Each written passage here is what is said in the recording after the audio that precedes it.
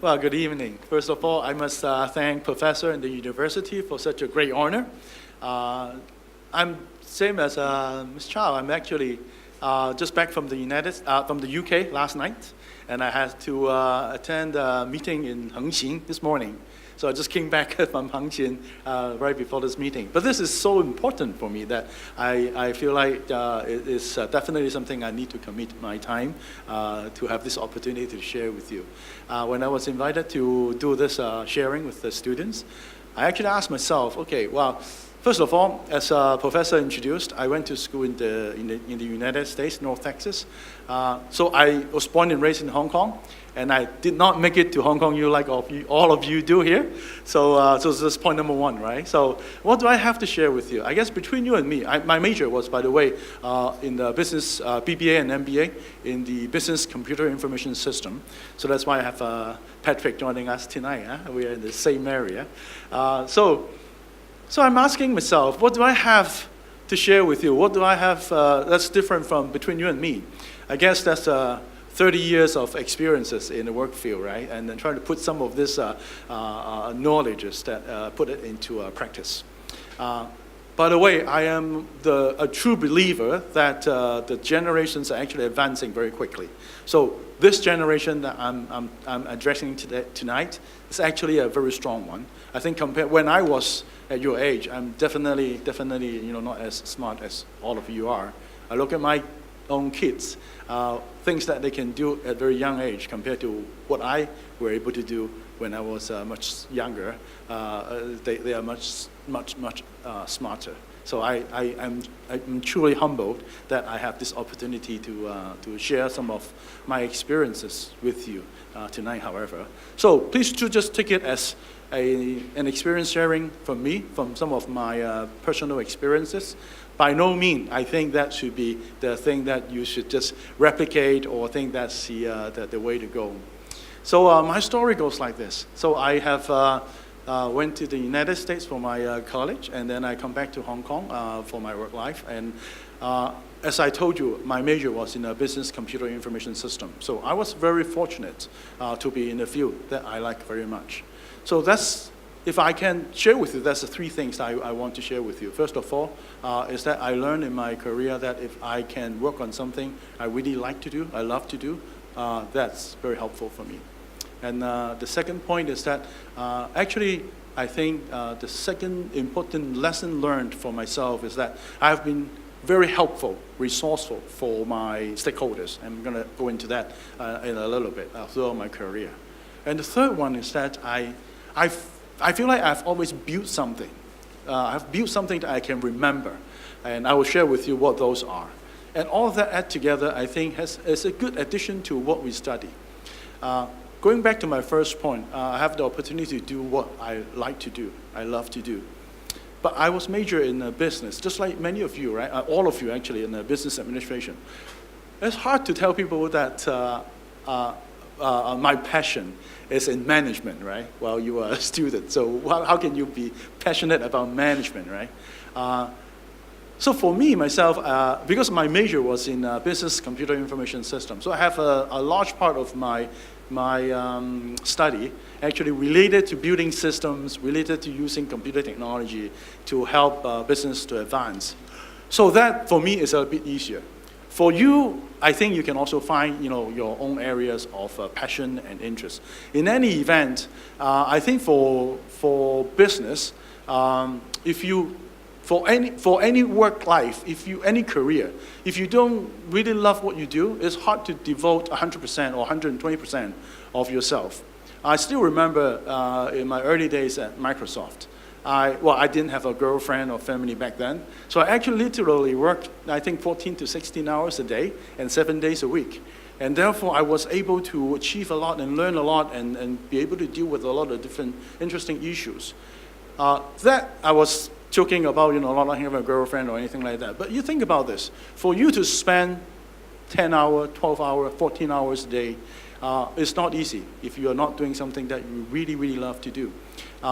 Sometimes people say, okay, what does that mean in terms of passion? You look around. For some of people who like to play video games, they can play a long time in a day, right? For some people, if they like mahjong, they can play overnights, 2 nights, 3 nights, right? I know many of the dorm students do a lot of those activities. And you would not call these people, they work really hard, right? They just happen to spend a lot of time on something they like to do, and they become good at it. And a similar thing happens in work life, all right? If you see someone, they work really hard, that means, well, they don't really like what they do. They just need to force themselves to work on something for a long time. But if you see someone, they really work a long hour, but they actually enjoy what they do, it's not called working hard. They're actually enjoying themselves. So I had actually this experience with my supervisor. And we were actually having this golfing trip to China with our customer. And somehow it happens, someone calls him and say, talk about some of the business issues. And it was a weekend, right? So over the weekend, and the customer said, "Oh, your staff works really hard." He said, "No, they're actually not working hard. They're actually, doing what they like to do. It's like a game."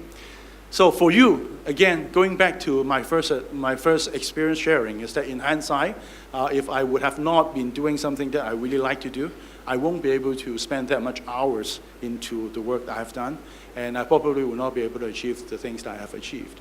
So for me, I see technology as something that's very interesting. I actually like to, understand how technology can be applied in different business scenarios.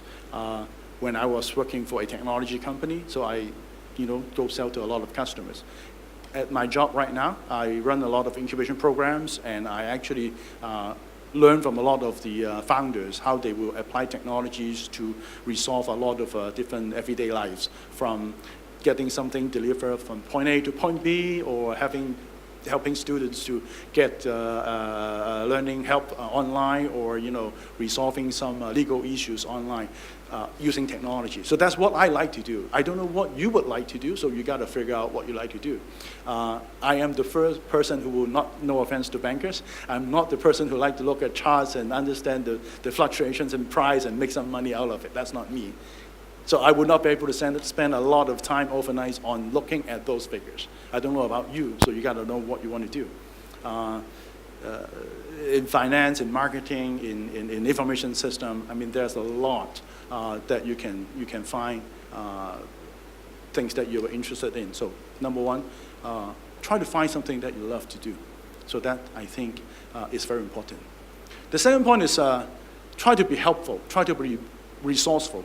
This is actually, again, it was a comment from my wife. We were colleagues at Microsoft. So one thing she told me is that, so I was advancing quicker than most when I was at Microsoft Hong Kong. I joined as an account manager, and in 5 to 6 years, I become a sales director. And then in about 8 years, I become deputy general manager, and then general manager. I have the opportunity to look to take care of all the businesses in Hong Kong and Macau. So I was advancing very quickly. And my wife actually told me one of the observations she had was that whenever there is someone needs some help from our own colleague, normally they go to me. I was still an assistant manager back then. So I wasn't something that already in a senior leadership position. But first of all, because I like what I do, right? So I actually have a deeper understanding on many of the issues in technology, whether it be how technology can be applied, or how some of the licensing of Microsoft can be deployed in many situations. So when people has a particular a particular challenge or issue, they will come to ask help from me. Just actually, one thing very interesting. Actually, more than one person, like many other people, also has deep knowledge on the things that they do. At Microsoft, everybody is passionate, to be honest with you, right? But why do they come to me, not the others? Because I was the one who always willing to share and offer everything I had. So I have no hesitation to teach others or share my knowledge with others for everything that I know. And that builds up. That builds up. Not only for my own colleagues, I do the same for my customers. I do the same for my business partners. So more and more often, I find that I have built a network, a very trustworthy network that people like to come to have a chat with me, ask for my opinion. And sometimes when I need help, I can ask back for a favor. I mean, that's actually very important. So for many of you, I know even in the classwork, you know something, do you want to teach your student next to you and all that? You ask yourself, are you the one that's being helpful? Are you the one that people will go to if they have a problem, if they have a question? Are you the one that people will go to if they do need help? And if you're not, think twice, because I think the ability to be viewed as a very helpful and resourceful person is very important and very helpful for all of you. And the last point I want to share with you is that I felt like throughout my career I've built something. Wherever I go, I can remember when I left the position, I have built something. Whether it's a system, it's a legacy, or it's something that helped the company to advance. Give you some perspective in practical works. My first assignment at Microsoft, I joined during the dot-com boom. Many of you are too young to know what is a dot-com boom. It's an internet era. The internet speed was very slow back then. I remember I have invited a developer from Ireland to come to Hong Kong and do a technical seminar. So there was one feature that he demonstrated. The entire room was website developers. Everybody saw that feature. They stood up and they clapped. And what was that function? So it's a very simple one. So you have a mouse pointer. You mouse over a text, and the text will become larger and be enlarged. Simple as that, but that was so difficult to do back then. Everybody clapped and applause. So in any event, so that was the good old days. You were too young to know any of them anyway. But for me, my task was to build this entire internet service provider ecosystem for Microsoft and to win a battle against another web browser called Netscape. So Microsoft browser was called Internet Explorer, of course, right? And the market share was only 5%. We have the task to bump it up to 40% within 3 years. And we did it actually in 2 years. Of course, we used a lot of muscle, a lot of the tactics end up in the antitrust court case, where Bill Gates was called on the court. In any event, so to create something is actually very important. And then I went on to build the first telesales team for Microsoft. I went on to build the first enterprise team for Microsoft and all of that. And then back to my current role as a CEO of Cyberport. When I took up the role 7 years ago, one of the very important tasks for us is to promote the innovation entrepreneurship in Hong Kong. Back then, entrepreneurship is something that is so unpopular. No one wants to be an entrepreneur, particularly not in the high-tech field. So I remember when I took it up, the entire Cyberport community has only 150 companies.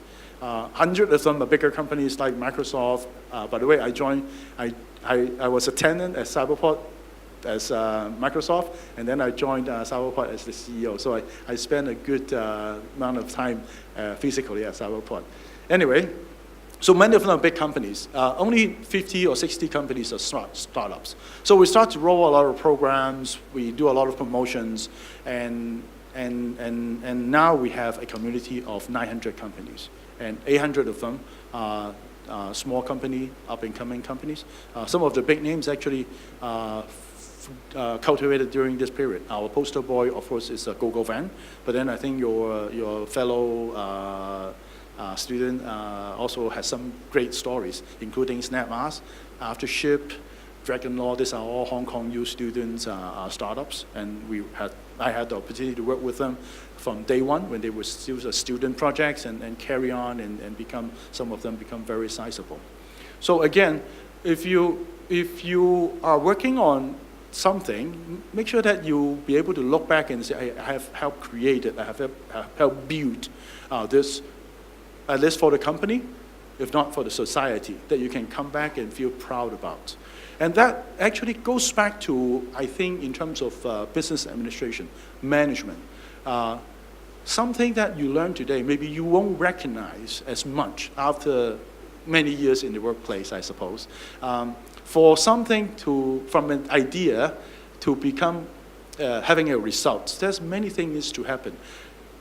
Surprisingly, it actually works very closely to what your textbook tells you, okay? How do you really understand your so-called vision, which is the intent of what you want to do, and then be able to communicate that intent really well with all the stakeholders. Will it be, in my case, to the potential founders, investors, my board members, my staff? What exactly do we want to do, right? And then you will need to figure out, okay, for that to happen, what is needed. So in our case, take the Cyberport example. Day one, there's not enough interest in being a founder. So what we've done a lot back then was we roll out a lot of promotion programs. We go to universities to do a lot of promotions. So job number one is to mobilize resources and organize resources to attract potential students, founders, to join the tech industry. So that was then. Once we have enough of those, we find out Hong Kong's ecosystem was really young. So we don't know. We don't have enough mentors. We don't have enough investors to help with this potential founders. So what did we do? So we look around the world. We see Silicon Valley as a very mature ecosystem. We see that in Beijing, in Shanghai, they have a more mature system than Hong Kong. So we work out a global partnership program. We talk to this different tech parks in different worlds. Of course, it's difficult to start with because we don't have anything to offer. But if you have the tenacity, if you try hard enough, you will be able to build up something. So gradually we bring in one partner, the second partner, and the third partner, and then our startups were able to forming networking, be able to do some what we call accelerator programs in those remote locations, ecosystems, and bring back a lot of experiences. And then, of course, now we have a lot more founders. Along the way, we have some other problems, and then we will mobilize resources to address all these different problems. If you think about what I have just described, basically planning, organizing, you gotta also review the results and do modifications. So everything that you have learned in your management actually helps you a lot in your work world, in your career. When you try to build something, when you try to create something, actually this set of formula surprisingly works even after so many years. Hopefully it will continue to carry on because we all study that, right? So that's, if you want to build something, I think being a leader, being a visionary, it's not easy to be trained. I think you gotta be able to have it naturally. But then the ability to execute, the ability to turn all these great visions into reality is something that I think our major can help us a lot. My particular area will be applying the technology to turn those visions into reality. Some of you will be more into marketing. Some of you will be more into looking at the resources allocation, accounting and finance. All of this will be able to help you to achieve what you need to achieve. So again, don't just think those are the way to go. I'm just some of the sharing I have. In hindsight, I felt like these are the three things I luckily did it right. So if I repeat that as number one, I think I found what I like to do. Number two, I've always been helpful. And number three, I always try to build something. So hopefully that be able to reflect on some of you as well.